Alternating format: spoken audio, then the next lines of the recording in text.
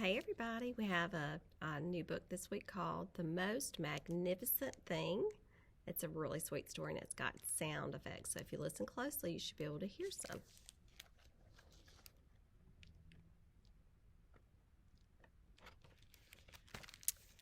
This is a regular girl and her best friend in the whole world. They do all kinds of things together.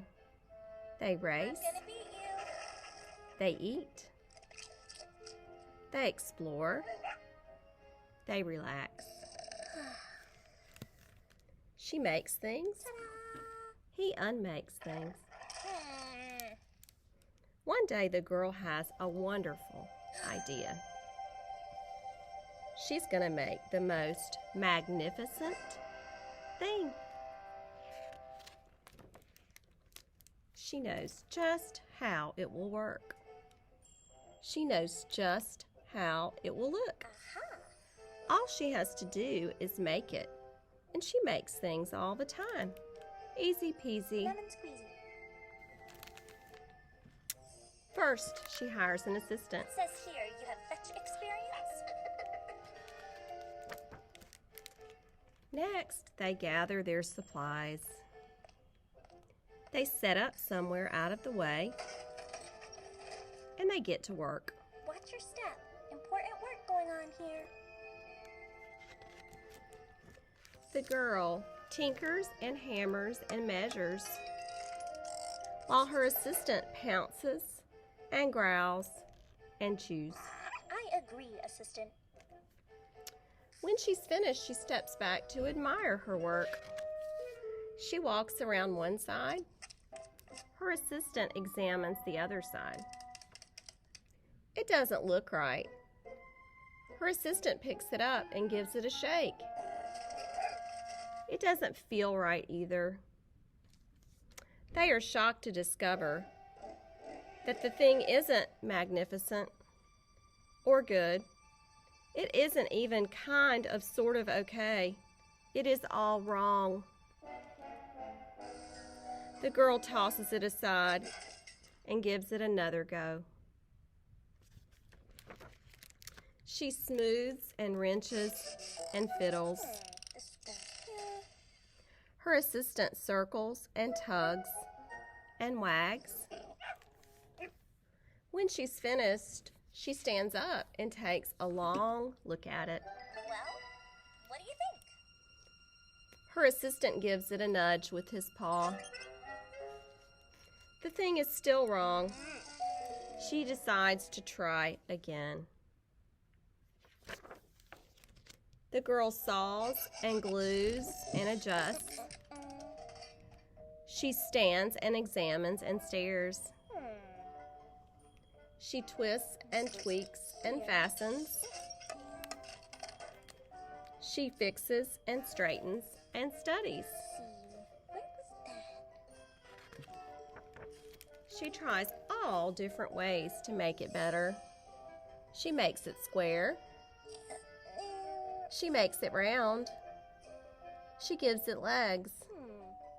She adds antennae. She makes it fuzzy.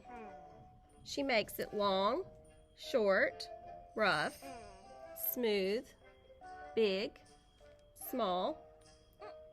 One even smells of stinky cheese. Ew. But none of them are magnificent.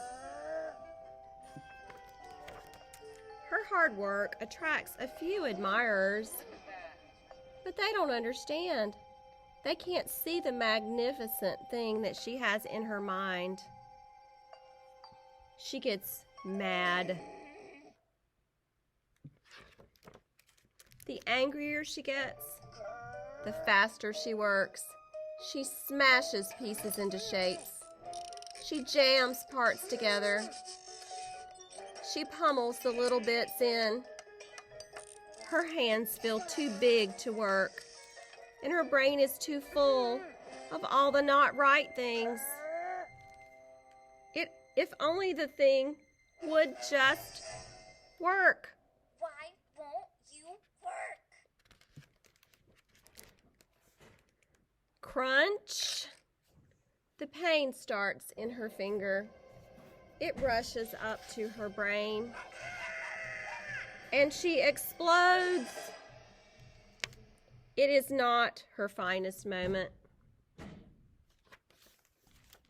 I'm no good at this. I quit. Her assistant suggests a walk. Fine. It's not much help at first. But before long, she starts to feel different.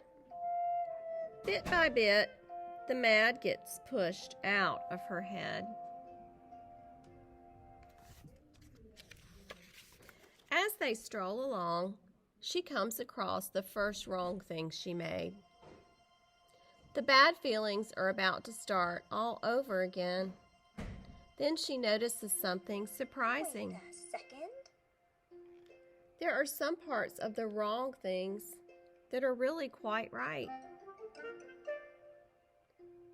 The bolts on one, the shape of another, the wheel to seat ratio of the next. There are all sorts of parts that she likes.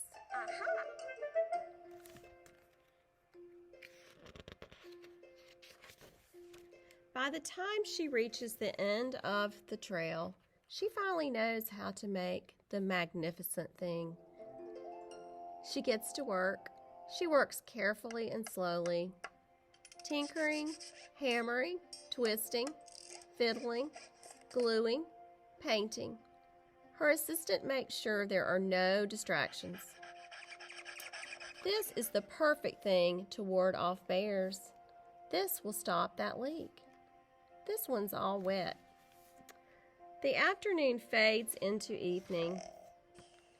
Finally, she finishes. She alerts her assistant. Wake up, sleepyhead. The pair take a good long look. It leans a little to the left, and it's a bit heavier than expected.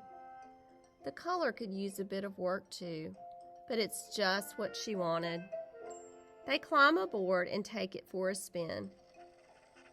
They are not disappointed. It really is the most magnificent thing.